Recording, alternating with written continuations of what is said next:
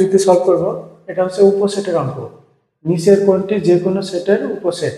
এটা class 9-10-এর board বই থেকে এসেছে এবং 48তম বিসিএসে এই অঙ্কটা এসেছে। আমরা উপসেট নির্ণয় করার আগে দেখব উপসেট কি।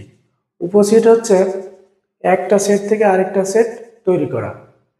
যখন একটা সেট থেকে অনেকগুলো সেট তৈরি করা হয় তখন ওই সবগুলো সেটকে মূল সেটের উপসেট বলে। আমি একটা উদাহরণ দিই। মনে করেন এতে আছে 1 2 3, এটা হচ্ছে মূল সেট। এখন এর উপসেট কি হবে?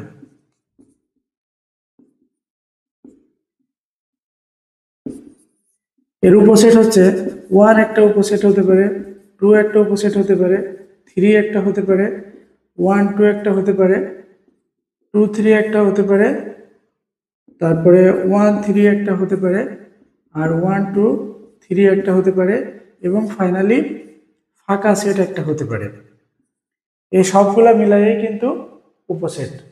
তাহলে আমরা দেখতে পাচ্ছি বলছে যে কোনো সেটের উপসেট। যে কোনো সেটের উপসেট, এই কথাটা যখন বলেছে তখন আমরা দেখব 1 2 3 এরকম কোনো কিছু নাই।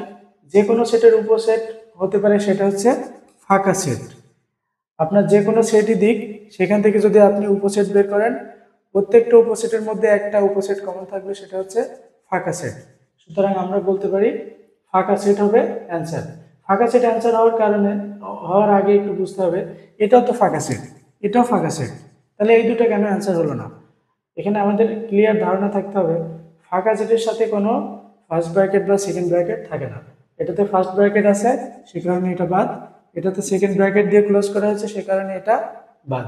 ফাঁকা সেট সবসময় একেবারেই ফাঁকা থাকবে, তার ফাইনাল যে ব্র্যাকেট সেটা দিয়ে ক্লোজ করা থাকবে।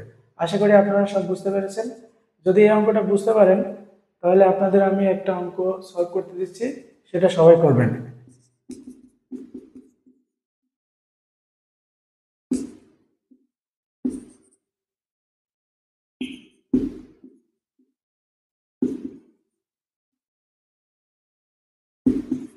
দেখুন, যদি a = 1 2 হয়, তবে এর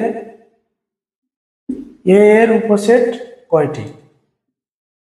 এর উপসেট কয়টি? এখান থেকে আপনারা এর উপসেট কয়টা আছে সবাই বের করে